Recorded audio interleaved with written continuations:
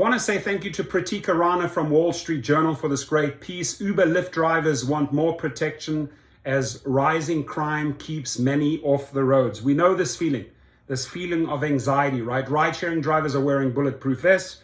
Rideshare drivers are buying arms, guns, whatever they have to stay safe. And that, my friends, is unacceptable. What's more unacceptable is that these companies are not putting the money into safety. Uber Lyft drivers want more protection as rising crime keeps many off the roads. Ride-sharing drivers are wearing bulletproof vests, others are avoiding nights, exacerbating the ongoing labor shortage. By Pratika Rana, photographs by Sebastian Hidalgo for the Wall Street Journal. Thank you. December 11, 2021, 5:30 a.m. Eastern Time. Lyft driver Lamont Liner thought he was picking up a regular fare in Chicago late last year. Instead, his passengers pulled out a pistol and stole his car and phone. He hasn't returned to drive for the app since, even as ride-sharing companies have tried to tempt drivers with more money. "The money is so good right now," said the 63-year-old. "But it's just not worth it to have somebody put a gun to your head."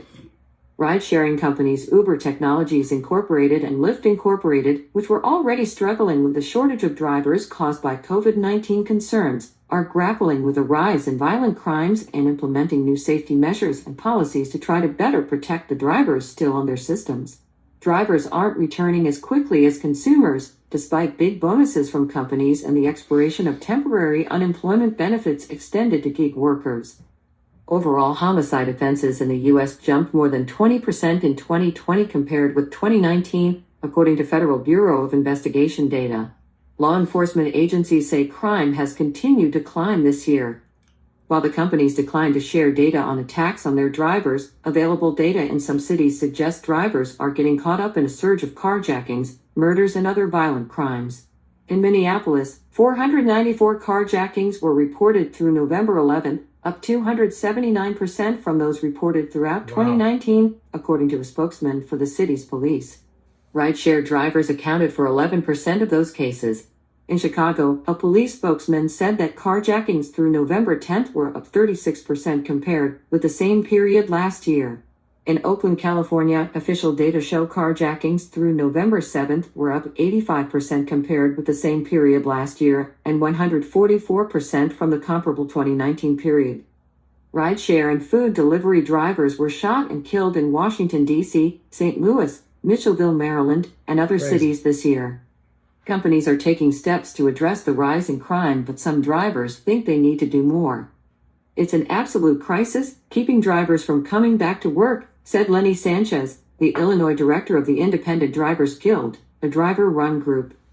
The ride-sharing apps have long had safety measures. For example, Uber has an emergency button that connects drivers to 911 and shares their GPS coordinates with dispatchers, and they are adding more. Lyft has a similar feature. Both companies are adding more. Earlier this year, Uber and Lyft made it mandatory for riders who use untraceable payment methods, such as gift cards, to upload government IDs. This summer, Uber backed a program to offer cash rewards to people with information on carjackers in and around Chicago.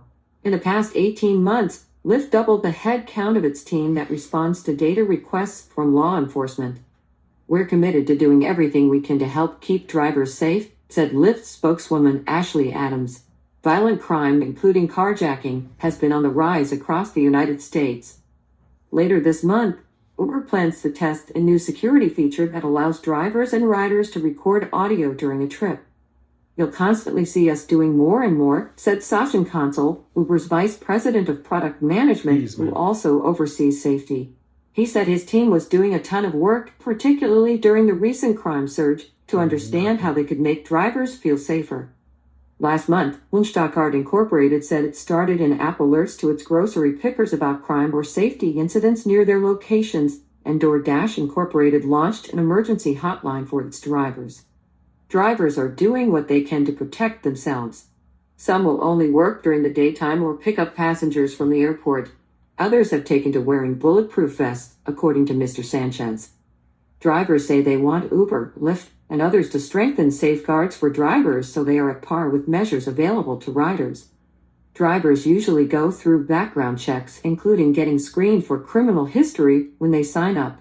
They are often required to take selfies on the job to prove that they are the ones driving. Passengers, on the other hand, can create accounts using false names since the apps don't require them to disclose their identities. Unlike drivers, they aren't required to upload photos, which makes it easier for wrongdoers to pose as passengers or misuse existing accounts. Exactly. Customer background checks are used in other industries. Home sharing giant Airbnb Incorporated requires U.S. travelers to upload IDs and checks their information against criminal databases and sex offender registers. Families of slain drivers say knowing those details could make the difference between life and death. Exactly. In August 2019, Uber driver Baudouin Chekount and a passenger were shot and killed by a rider who used the app to hail a shared ride. The rider had a criminal history dating back to 1997, police records show, and was later convicted of these murders. Mr. Chekount, a father of 4, could have been spared had Uber applied the same checks it uses to filter potentially problematic drivers on passengers, his family says. Exactly. Cassandra Porsche, a lawyer suing Uber on behalf of the family, says the companies have a duty to protect their drivers, even if they aren't employees under the law. Uber petitioned to dismiss the suit earlier this year, saying in its legal filing that the law simply does not recognize this standard, nor is there any support for such a duty. A judge has yet to rule on Uber's request.